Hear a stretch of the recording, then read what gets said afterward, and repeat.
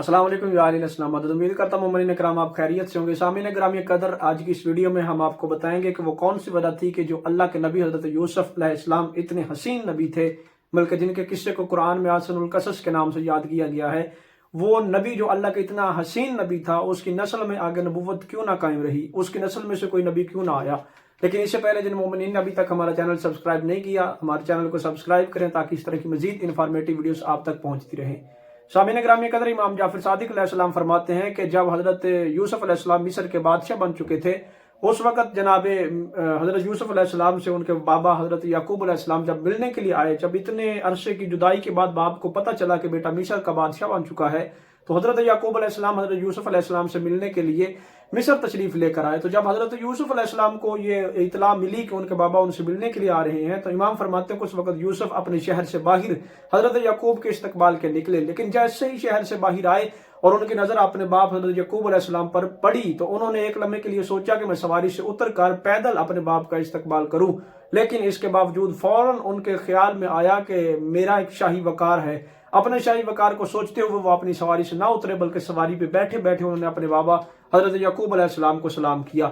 सलाम करने की देर थी, हजरत जिब्राईल अलैहिस्सलाम नाज़िल हुए और फरमाया, यूसुफ अलैहिस्सलाम, अल्लाह पूछ रहा है कि तुम्हारे लिए आखिर कौन सी ऐसी बात थी कि जिस बात की वजह से तुम अपनी सवारी से उतर कर मेरे एक अब्द साले की ताजीम के लिए ना जा सके।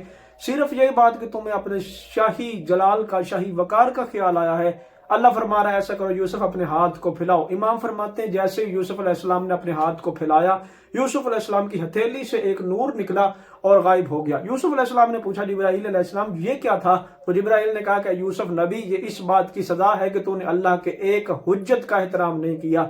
तो एक हुज्जत के एहतराम में अपनी सवारी से उतर कर नीचे नहीं आया, लिहाजा इस वजह से तुम्हें यह सजा है कि अब तेरी नस्ल में कोई भी नबी बाकी नहीं रहेगा। अब तेरी नस्ल से नबूवत का नूर ही उठा लिया गया है।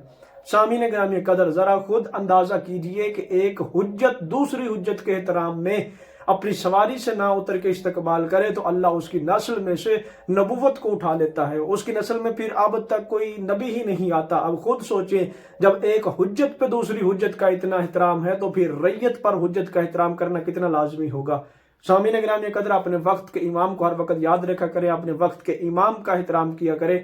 जैसा कि आप देखते हैं कि हर नमाज जुम्मा में जब खुतबा दिया जाता है, तो खुतबा जुम्मा में जब भी जमाने के इमाम का नाम आता है, क्योंकि वो हमारी हुज्जत है जमाने की, तो फौरन रैयत जो है वो उठ के खड़े हो जाते हैं।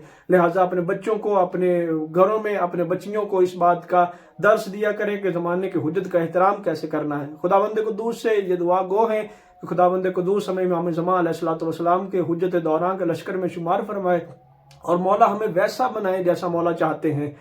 दुआ है मौला करीम हमें अपने रास्ते पे चलने की तौफीक अता फरमाए। सामीन ग्रामी कदर, इसी दुआ के साथ आज की वीडियो का इख्तिताम पजीर करते हैं।